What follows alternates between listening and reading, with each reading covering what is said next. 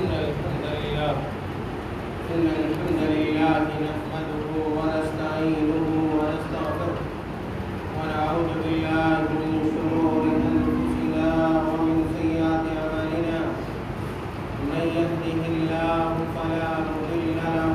ومن يضلله فلا هادي له وأشهد أن لا إله إلا الله وحده لا شريك له وأشهد أن محمدا عبده ورسوله أما بعد فإن خير الحديث كتاب الله وخير الهدي هدي محمد صلى الله عليه وسلم وشر الأمور محدثاتها وكل محدثة بدعة وكل بدعة ضلالة وكل ضلالة في النار. أعوذ بالله من الشيطان الرجيم. بسم الله الرحمن الرحيم. يا أيها الذين آمنوا اتقوا الله حق تقاته ولا تموتن إلا وأنتم مسلمون. يا أيها الناس اتقوا ربكم الذي خلقكم من نفس واحدة وخلق منها زوجها وبث منهما رجالا كثيرا ونساء واتقوا الله الذي تساءلون به والأرحام إن الله كان عليكم رقيبا. يا أيها الذين آمنوا اتقوا الله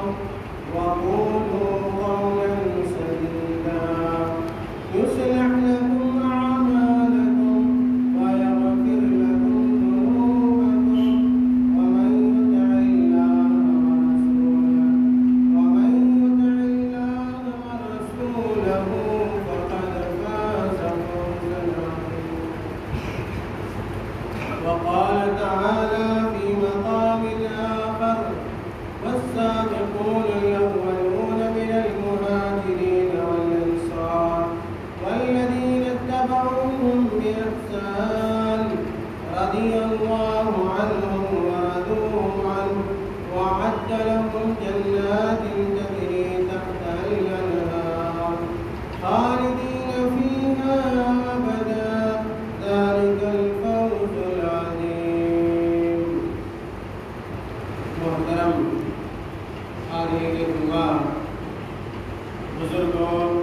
بھائیوں، نوجوان ساتھیوں اور پیارے بچوں، یقیناً ہم مسلمانوں کے لیے ضروری ہے کہ ہم اور آپ اللہ رب العالمین سے محبت کریں. اللہ رب العزت کی محبت ہمارے اور آپ کے قلوب و اذہان میں بدرجہ عدم پائی جائے اور پھر پیارے رسول صلی اللہ علیہ وسلم کی محبت بھی ہمارے اور آپ کے اندر پائی جانی چاہیے. اگر کوئی شخص اپنے آپ کو مسلمان کہتا ہے، صاحب ایمان کہتا ہے اور اس کے دل میں اللہ کی محبت نہیں ہے، اللہ کے رسول صلی اللہ علیہ وسلم کی محبت نہیں ہے، تو میرے بھائیوں آپ جان لیں کہ وہ آدمی مسلمان نہیں ہو سکتا، وہ آدمی مومن نہیں ہو سکتا. اس آدمی کے اسلام کا کوئی اعتبار اسلامی شریعت کے اندر نہیں ہے. اسی طرح ہمارے لیے جاننا بھی ضروری ہے کہ ایک مسلمان ہمیشہ ہر حال میں صحابہ کرام سے محبت کرتا ہے، ان لوگوں سے محبت کرتا ہے جن لوگوں نے اللہ کے نبی صلی اللہ علیہ وسلم سے حالت ایمان میں ملاقات کی اور ایمان ہی کی حالت میں ان کی وفات ہوئی. میرے بھائیوں، ایسے ہی لوگوں کو شریعت کے اعتبار سے صحابی سے یا صحابہ سے تعبیر کیا جاتا ہے۔ صحابہ کی معرفت ہمیں ہونی چاہیے، صحابہ کا مقام کیا ہے، ان کا مرتبہ کیا ہے، اور ہم مسلمانوں کے لیے صحابہ کے تعلق سے کیا واجب ہے، ان واجبات کی معرفت ہمیں ہونی چاہیے۔ میرے بھائیوں، حافظ ابن حجر رحمۃ اللہ علیہ جو بہت مشہور عالم دین محدث گزرے ہیں، انہوں نے صحابی کی تعریف کی ہے کہ صحابی کہتے کس کو ہیں۔ میرے بھائیوں، حافظ ابن حجر رحمۃ اللہ علیہ نے کہا من لقی النبی صلی اللہ علیہ وسلم آمنا به ومات علی الاسلام، یہ صحابی اس کو کہا جاتا ہے جس نے ایمان کی حالت میں اللہ کے نبی صلی اللہ علیہ وسلم سے ملاقات کی اور حالت اسلام ہی پر جس کا انتقال ہوا، انہی لوگوں کو یا اسی شخص کو صحابی سے تعبیر کیا جاتا ہے۔ میرے بھائیوں، صحابہ سے محبت کرنا ایمان کا جز ہے، ایمان کا حصہ ہے۔ بہت بڑے عالم دین امام طحاوی رحمۃ اللہ علیہ، انہوں نے اپنی کتاب کے اندر لکھا ہے کہ حبهم دین و ایمان و احسان، کہ صحابہ سے محبت کرنا،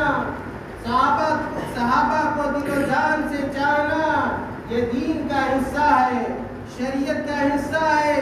دین و ایمان، اور ہمارے ایمان کا تقاضا ہے کہ ہم جملہ صحابہ کرام سے محبت کریں۔ تمام صحابہ کرام، چاہے وہ بڑے صحابہ ہوں چاہے کہ چھوٹے صحابہ ہوں، تمام صحابہ سے محبت ہمارے ایمان کا تقاضا ہے، ہمارے دین کا تقاضا ہے۔ وہ احسان، اور احسان کا حصہ ہے کہ ہم صحابہ کرام سے محبت کریں، اللہ کے لیے کریں، اللہ کی رضا اور اس کی خوشنودی کے لیے ہم تمام صحابہ کرام سے محبت کریں۔ نیز امام طحاوی رحمۃ اللہ علیہ کہتے ہیں کہ وَبُغْضُهُمْ كُفْرٌ وَنِفَاقٌ وَطُغْيَانٌ، کہ جو آدمی صحابہ کرام سے بغض رکھتا ہے، جو آدمی صحابہ کرام سے نفرت رکھتا ہے،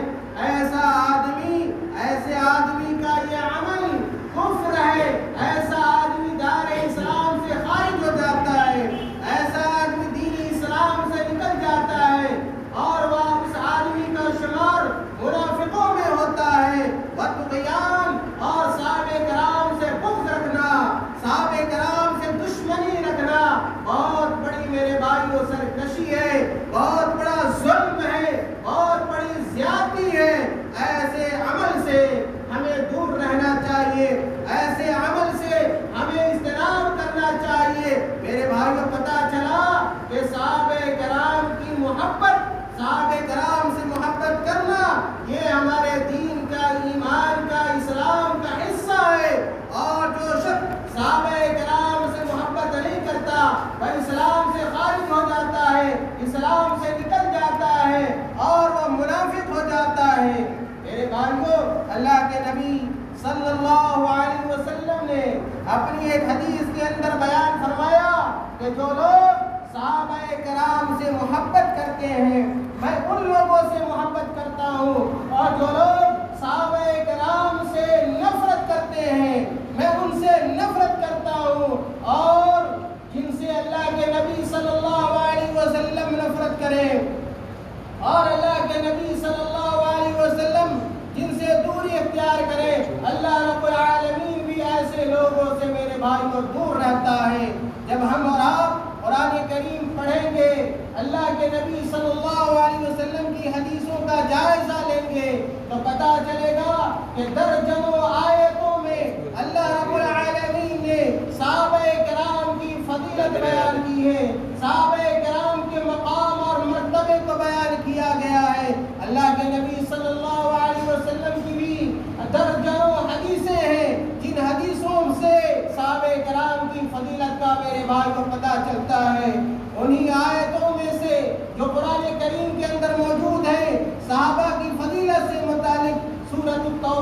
ایک آیت میں نے پڑھی ہے میرے بھائیوں، اس آیت کے اندر اللہ رب العالمین نے ان مہاجرین اور انصار صحابہ کے مقام اور مرتبے کو بیان کیا ہے اور ان کی منقبت کو بیان کیا ہے، جنہوں نے سب سے پہلے اسلام قبول کیا۔ اللہ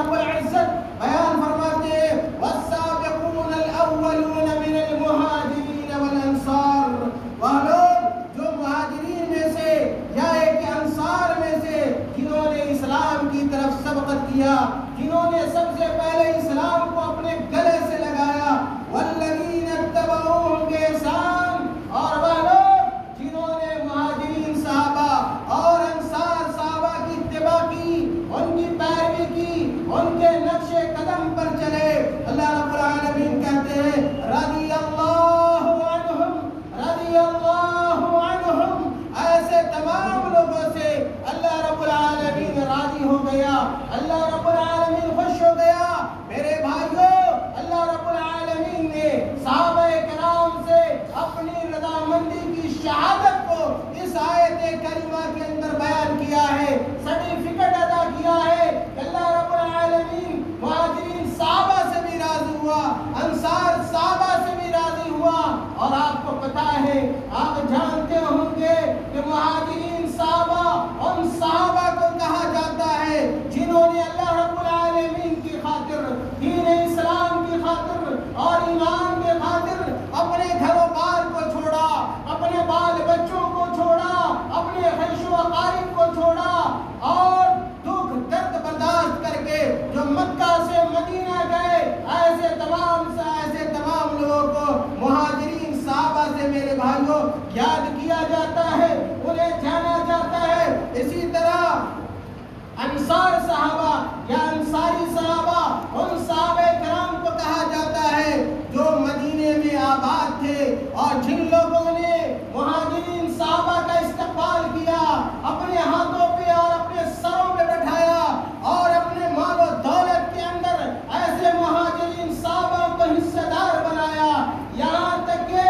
ان کی خوشنودی کے لیے اور ان کا دل جیتنے کے لیے ان لوگوں نے کہا اگر آپ چاہتے ہو کہ ہم شادی کریں تو اپنی بیویوں کو ہم طلاق دے دیتے ہیں اور تم ان عورتوں سے شادی کر لو۔ میرے بھائیوں، ایسے صحابہ کو وہاں انصار صحابہ کہا جاتا ہے جو مدینے کے اصل باشندے تھے اور جنہوں نے اللہ کے نبی صلی اللہ علیہ وسلم کی بھی مدد کی اور دور دراز سے مکہ سے آنے والے صحابہ کرام کی بھی مدد فرمائی۔ میرے بھائیوں، ایسے صحابہ کرام کی فضیلت کو چاہے وہ مہاجرین ہو یا انصار ہو، اللہ رب العالمین نے اس آیت کریمہ کے اندر ان لوگوں کا تذکرہ کیا ہے اور اس بات کی وضاحت کی ہے رضی اللہ عنہم، رضی اللہ عنہم، کہ اللہ رب العالمین ان تمام لوگوں سے راضی ہو گیا، ورضوا عنہ،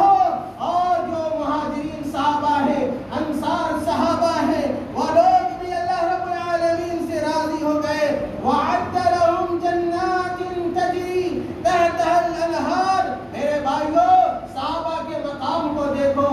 صحابہ کے مرتبے کو دیکھو، ان کی فضیلت کو دیکھو، اللہ رب العالمین نے ان سے کیا وعدہ کیا ہے، اس وعدے کو سنیے اور صحابہ سے محبت کیجئے، صحابہ کے نقش قدم کو اختیار کیجئے، صحابہ کے اس راستے کو اختیار کیجئے جو انہوں نے اختیار کیا تھا۔ میرے بھائیوں، اللہ تعالیٰ نے کہا وَعَدَّ لَهُمْ جَنَّاتٍ تَجْرِي تَحْتَهَا الْأَنْهَارُ، اور اللہ تعالیٰ نے ان صحابہ کے لیے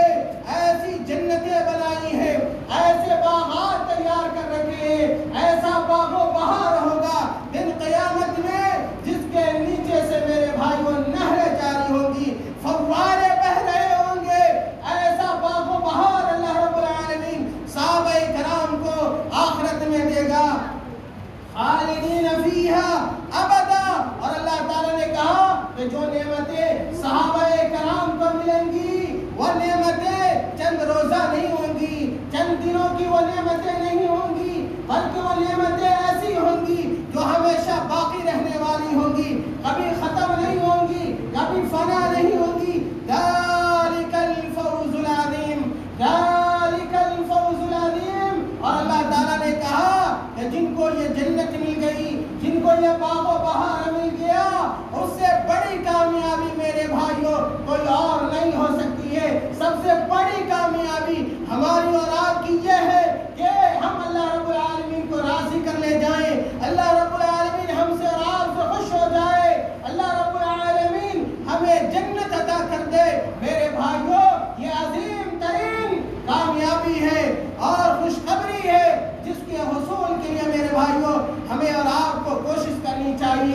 تو جن آیتوں کو میں نے پڑھا یا کہ جن حدیثوں کی طرف میں نے اشارہ کیا، میرے بھائیوں ان سے پتہ چلتا ہے کہ اگر ہم مومن ہیں، اگر ہم مسلمان ہیں تو ہمیں صحابہ کرام سے محبت کرنی چاہیے،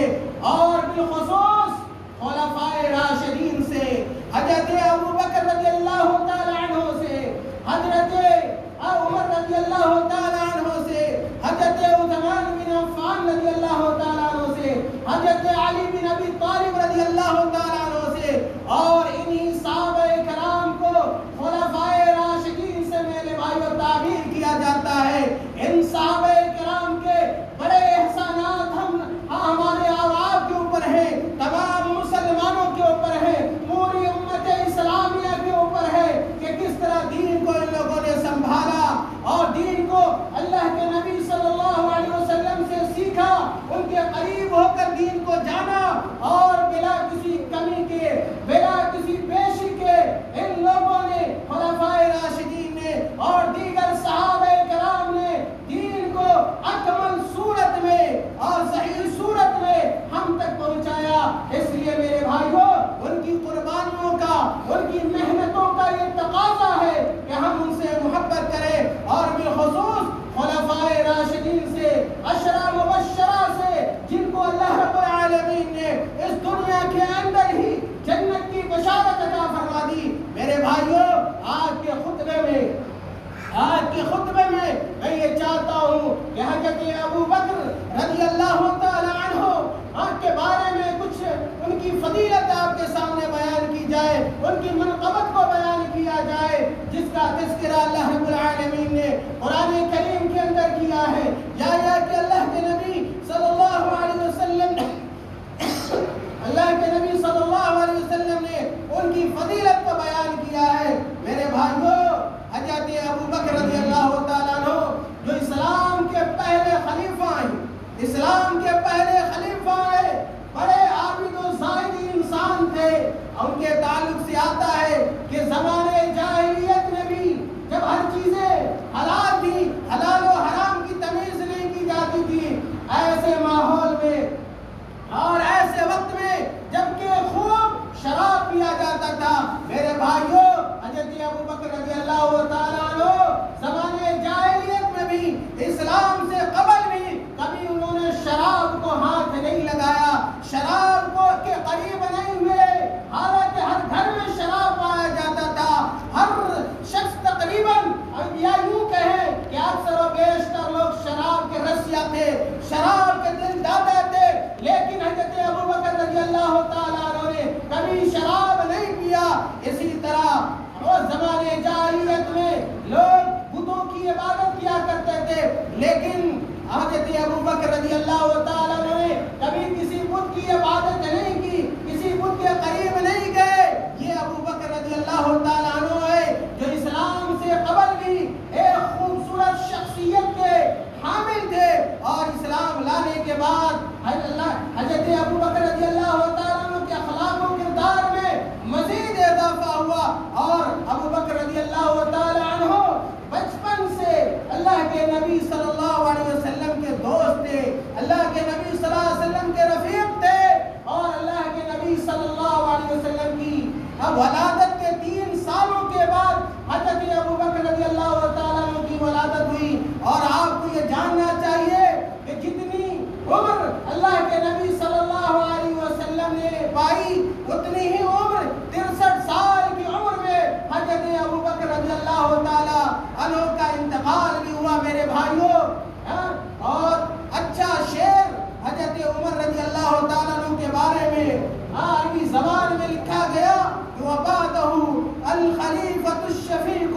وَبَعْدَهُ الْخَلِيفَةُ الشَّفِيقُ نِعْمَ نَقِيبُ الْأُمَّةِ الصِّدِّيقُ ذَاكَ رَفِيقُ الْمُصْطَفَى فِي الْغَارِ ذَاكَ رَفِيقُ الْمُصْطَفَى فِي الْغَارِ شَيْخُ الْمُهَاجِرِينَ وَالْأَنصَارِ۔ میرے بھائیوں اس شعر کے اندر اس بات کی وضاحت کی گئی ہے کہ اللہ کے نبی صلی اللہ علیہ وسلم کے بعد، اللہ کے نبی صلی اللہ علیہ وسلم کے بعد مسلمانوں کے جو پہلے خلیفہ ہوئے وہ ابو بکر رضی اللہ تعالیٰ عنہ جو ایک نہایت رحمت इंसान थे, शफीक थे, हलीम थे, खुदगार थे और इस उम्मत के मेरे भाइयों सबसे इज्जत वाले और शरफ वाले इंसान थे जो अबू बकर सिद्दीक रज़ियल्लाहु ताला अन्हु थे। ज़ाका रफ़ीक़ुल मुस्तफ़ा, और अबू बकर रज़ियल्लाहु ताला अन्हु नबी अकरम सल्लल्लाहु अलैहि वसल्लम के रफ़ीक थे, साथी थे, और उन्होंने हर जगह अल्लाह के नबी सल्लल्लाहु अलैहि वसल्लम की दोस्ती की लाज रखी और अल्लाह के नबी सल्लल्लाहु अलैहि वसल्लम के रफ़ीक़े कार बने रहे, रफ़ीक़े अमल रहे। जहाँ भी अल्लाह के नबी सल्लल्लाहु अलैहि वसल्लम को ज़रूरत पड़ी, हर महाज पर और हर जगह हज़रत अबू बकर रज़ियल्लाहु ताला अन्हु आगे नजर आते थे। यहाँ तक कि जब अल्लाह के नबी सल्लल्लाहु अलैहि वसल्लम ने हिजरत का इरादा किया, मक्का को छोड़ने का इरादा किया, तो अगर किसी को लिया, अपना दोस्त बनाया, अपना रफ़ीक बनाया, तो हज़रत अबू बकर रज़ियल्लाहु ताला अन्हु थे। और कई रोज तक अल्लाह के नबी सल्लल्लाहु अलैहि वसल्लम के साथ गारे ज़ोर में हज़रत अबू बकर रज़ियल्लाहु ताला अन्हु मौजूद रहे। और उसके बाद कहा गया शैखुल मुहाजिरीन वल अंसार, के तमाम मुहाजिरीन सहाबा के अगर सरदार थे और अंसार सहाबा के अगर सरदार थे, वह हज़रत अबू बकर रज़ियल्लाहु ताला अन्हु थे। मेरे भाइयों, मुफस्सिरीन का कहना है, मुफस्सिरीन का मानना है कि कई आयतों में हज़रत अबू बकर रज़ियल्लाहु ताला अन्हु का तज़किरा किया गया है। उन्हीं आयतों में से एक आयत ये है, अल्लाह ताला ने कहा सानियतनैनी इदहुमा फिल गार, सानियतनैनी इदहुमा फिल गार, कि तुम लोगों का उन दोनों आदमियों के ताल्लुक से क्या ख्याल है। सानियतनैनी इदहुमा फिल गार, जिनमें से जो दोनों गार में थे, इससे मुफस्सिरीन ने कहा कि दोनों जो गार में थे उसमें एक अल्लाह के नबी सल्लल्लाहु अलैहि वसल्लम थे और दूसरे हज़रत अबू बकर रज़ियल्लाहु ताला अन्हु थे। बड़े मकाम की बात है, बड़े शर्फ की बात है, बड़ी इज्जत की बात है कि जिन दोनों लोगों का तज़किरा किया अल्लाह रब्बुल आलमीन ने कुरान करीम के अंदर, जिनकी आयतों को हम दोहराते हैं और जिन आयतों को क़यामत तक दोहराया जाएगा, मेरे भाइयों, उन आयतों में अल्लाह रब्बुल आलमीन ने अल्लाह के नबी सल्लल्लाहु अलैहि वसल्लम के साथ उनके रफ़ीक़े कार हज़रत अबू बकर रज़ियल्लाहु ताला अन्हु का तज़किरा किया है। इसी तरह अल्लाह ताला ने दूसरे मकाम पर इरशाद फरमाया, वल्लज़ी जाअ बिस्सिद्क़ि वल्लज़ी जाअ बिस्सिद्क़ि वसद्दक़ बिही उलाइका हुमुल मुत्तक़ून, कि वह लोग, वह आदमी जो सच्चाई लेकर आता है, जो तौहीद लेकर आता है, जो ईमान लेकर आता है, जो इस्लाम लेकर आता है, वसद्दक़ बिही, और वह आदमी जो उसको उसकी तस्दीक करता है, उसको सच्चा मानता है, उलाइका हुमुल मुत्तक़ून, अल्लाह ताला ने कहा कि वही लोग तक़वा वाले हैं, वही लोग अल्लाह से डरने वाले हैं। इस आयत की तफसीर में भी मुफस्सिरीन ने इस बात को बयान किया है कि इससे मुराद अल्लाह के नबी सल्लल्लाहु अलैहि वसल्लम है, जो इस्लाम लेकर आए, जो तौहीद लेकर आए, जो दीन इस्लाम लेकर आए, और जिसने सबसे पहले दीन इस्लाम की तस्दीक की, आप सल्लल्लाहु अलैहि वसल्लम की तस्दीक की, आप सल्लल्लाहु अलैहि वसल्लम को सच्चा जाना। मेरे भाइयों, आपको याद होगा कि जब अल्लाह के नबी सल्लल्लाहु अलैहि वसल्लम को मेराज कराया गया, जब अल्लाह के नबी सल्लल्लाहु अलैहि वसल्लम मक्का से बैतुल मक़दिस तक का सफर किया और पूरे हालात अल्लाह के नबी सल्लल्लाहु अलैहि वसल्लम ने जब मक्का वालों के सामने बयान किए, तो अक्सर लोगों ने, बल्कि तमाम लोगों ने, तमाम काफिरों ने, तमाम मुशरिकों ने अल्लाह के नबी सल्लल्लाहु अलैहि वसल्लम के मेराज का इनकार किया। अगर कोई तस्दीक करने वाला था, अगर अल्लाह के नबी सल्लल्लाहु अलैहि वसल्लम को, अगर उसे कुफ्र के माहौल में सच्चा जानने वाला था, मेरे भाइयों, वो अकेले अबू बकर सिद्दीक रज़ियल्लाहु ताला अन्हु थे। इसीलिए अल्लाह के नबी सल्लल्लाहु अलैहि वसल्लम ने कहा कि अबू बकर सिद्दीक है, और इसलिए कि हर महाज में जब लोगों ने अल्लाह के नबी सल्लल्लाहु अलैहि वसल्लम को झुठलाया, अल्लाह के नबी सल्लल्लाहु अलैहि वसल्लम की तकज़ीब की, तो सबसे पहले तस्दीक करते हुए हज़रत अबू बकर रज़ियल्लाहु ताला अन्हु नजर आते थे। इसी तरह अल्लाह ताला ने कुरान करीम के अंदर इरशाद फरमाया, वसयुजन्नबुहुल अत्क़ा अल्लज़ी यूती मालहु यतज़क्का वमा लिअहदिन इंदहु मिन निअमतिन तुजज़ा इल्ला इब्तिग़ाअ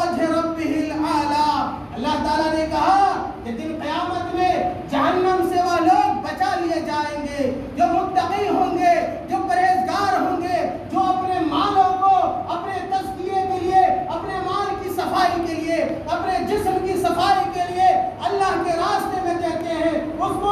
احسان کسی کا ادا کرنے کے لیے نہیں دیتے ہیں بلکہ اللہ کی رضا کے لیے دیتے ہیں۔ وَمَا لِأَحَدٍ عِندَهُ مِن نِعْمَةٍ تُجْزَىٰ، ان کے اوپر کسی کا احسان نہیں ہوتا ہے کہ احسان کو ادا کرنا مقصود ہو، نہیں، اللہ کو خوش کرنا مقصود ہوتا ہے، اللہ کو راضی کرنا مقصود ہوتا ہے۔ میرے بھائیوں، اس لیے جو شخص اللہ کے راستے میں دیتا ہے إِلَّا ابْتِغَاءَ وَجْهِ رَبِّهِ الْأَعْلَىٰ، دراصل اللہ رب العالمین کی رضا مندی کے متلاشی ہوتے ہیں۔ وَلَسَوْفَ يَرْضَىٰ، تو ایسے لوگوں سے اللہ رب العالمین راضی ہوتا ہے۔ میرے بھائیوں، اس آیت کی تفسیر میں بتایا گیا ہے، بیان کیا گیا ہے کہ اس آیت سے مقصود حضرت ابو بکر رضی اللہ تعالیٰ عنہ ہے۔ میرے بھائیوں، اس کے علاوہ بے شمار حدیثیں ہیں، بے شمار درجنوں حدیثیں ہیں۔ اگر کئی خطبے اس موضوع پہ دیے جائیں میرے بھائیوں، خطبہ کافی نہیں ہوگا۔ میں ایک دو حدیث صرف آپ کے سامنے رکھنا چاہتا ہوں۔ اگر زندگی باقی رہی،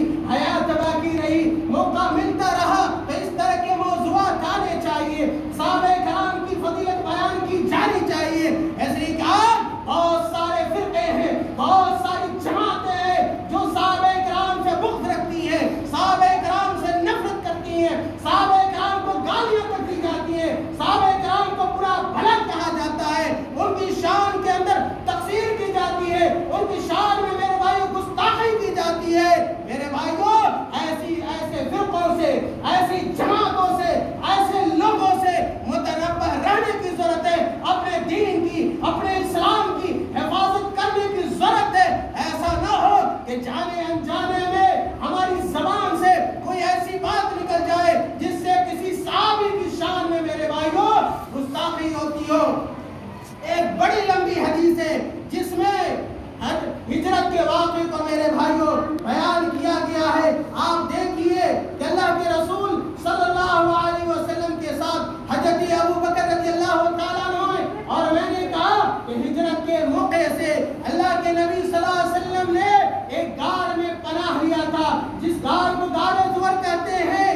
اور بہت سارے لوگوں نے پیچھا کیا اللہ کے نبی صلی اللہ علیہ وسلم کا، تاکہ آپ صلی اللہ علیہ وسلم کو پکڑا جا سکے، آپ صلی اللہ علیہ وسلم کو مکہ جانے سے روکا جا سکے، بلکہ آپ صلی اللہ علیہ وسلم کی نعوذ باللہ جان لی جا سکے۔ تو پیچھا کرتے کرتے جو ایک انسان جو فوجی تھا، جو کمانڈر تھا، بہت بڑا جرنیل تھا، جس کو مالک بن جوشم کہا جاتا ہے، جب آدمی اسلام لے آئے تھے میرے بھائیوں، جب یہ شخص مالک بن جوشم اس غار کے دہانے تک پہنچتا ہے تو حضرت ابو بکر رضی اللہ تعالیٰ عنہ کہتے ہیں، اے اللہ کے رسول صلی اللہ علیہ وسلم، یہ آدمی ہمیں ڈھونڈتے ڈھونڈتے، تلاش کرتے کرتے غار کے دہانے تک بھی پہنچ گیا ہے۔ قد لحقنا یا رسول اللہ فقال لا تحزن ان اللہ معنا۔ ایسے موقع سے اللہ کے نبی صلی اللہ علیہ وسلم نے کہا کہ اے ابو بکر رضی اللہ تعالیٰ عنہ، پریشان ہونے کی ضرورت نہیں ہے، پریشان ہونے کی ضرورت نہیں ہے، لا تحزن ان اللہ معنا، ان اللہ معنا۔ یاد رکھو کہ اللہ رب العالمین ہمارے ساتھ ہے، اور جس کے ساتھ اللہ رب العالمین ہو، جس کی مدد عرش والا کر رہا ہو، آسمان والا کر رہا ہو، دنیا کی کوئی طاقت اس کا کچھ بگاڑ سکتی میرے بھائیوں نہیں ہے۔ اس طرح دلاسا دلایا اللہ کے نبی صلی اللہ علیہ وسلم نے حضرت ابو بکر رضی اللہ تعالیٰ عنہ کو۔ آپ دیکھیں کیسے خطرناک مرحلے میں اور خطرناک وقت میں اور اپنی جان کو نچھاور کرنے کے لیے حضرت ابو بکر رضی اللہ تعالیٰ عنہ تیار ہے۔ اسی طرح آخری حدیث میرے بھائیوں، وقت ختم ہونا چاہتا ہے، اللہ کے نبی صلی اللہ علیہ وسلم نے اسی موقع سے فرمایا تھا حضرت ابو بکر رضی اللہ تعالیٰ عنہ کو، جب غار میں موجود تھے، چھپے ہوئے تھے اپنی جان بچانے کے لیے، تو اللہ کے نبی صلی اللہ علیہ وسلم نے کہا، جب حضرت ابو بکر رضی اللہ تعالیٰ عنہ نے یہ خدشہ ظاہر کیا اور کہا کہ لو ان احدهم نظر تحت قدميه لابصرنا، اے اللہ کے نبی صلی اللہ علیہ وسلم، دشمن ہمارے اتنا قریب آ گیا ہے کہ اگر وہ اپنے دونوں پاؤں کی طرف بھی دیکھے تو ہمارے اوپر نگاہ پڑ جائے گی۔ تو اللہ کے نبی صلی اللہ علیہ وسلم نے کہا، ما ظنك یا ابا بکر، ما ظنك یا ابا بکر باثنین اللہ ثالثهما۔ اے ابو بکر رضی اللہ تعالیٰ عنہ، اے ابو بکر، ان دو